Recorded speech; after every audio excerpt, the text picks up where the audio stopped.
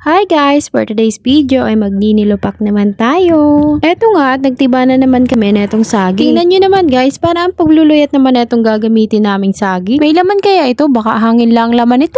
Sabi nga ni ate ay eto daw ang masarap na ilupak bukod sa medyo mura pa ay mabilis din itong maduro. Ay lasa ko'y kapiranggot lang wari ang makukuha din eh. Bali nag-start na nga ako maglaga na itong sagi. Kumuha na nga din ako nitong gagamitin namin sa paglupak. Ang inasawag po baga sa nilupak ay yung hindi man siya buko, hindi din nyug. Sige, explain mo be.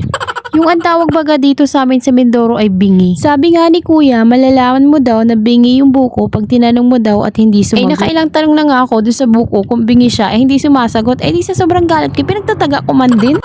Etong at luto na yung unang sinalang kong saging. Etong saging mo din ang maraming uses. Uses? English yarn, spell be.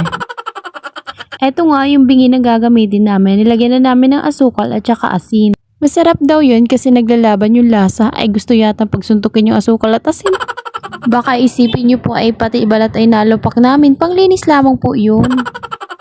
Nakakatuwa nga at basta mag-aya ako sa mga pamangking ko na gagawa kami ng merienda ay for the go agad sila. Wala nang edges pa at reklamo. Ang sasabihin agad ay, sige tita, ano po bagang gagawin? O diba, ang galang pa. At eto nga, at habang naglulupak kami, ay pinagtripan ng mga ate niya yung bunso nila. Diba? Dali! Oh! Ayusa yan! Kaya kayo dyan, guys!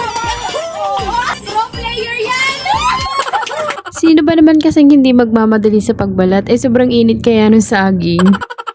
Ganito lang po man din kami magbanding. Sa wakas ay natapos na nga kami sa paglulupak. Kahit mas lamang pa man din yung kalokohan. Ayan, finished product. Punta na kayo din sa amin at magdala ng platito. Eh baka kayo maubusan. Mga dead hungry pa naman kami pag ganito ang merienda. Eto nga at pagkatapos namin magmerienda ay nag-isis na ako netong kaldero. Ay sobrang pag-uuling man din at 2 beses ng pinaggamitan. Yun lang for today's video. Bye! Thank you for watching guys!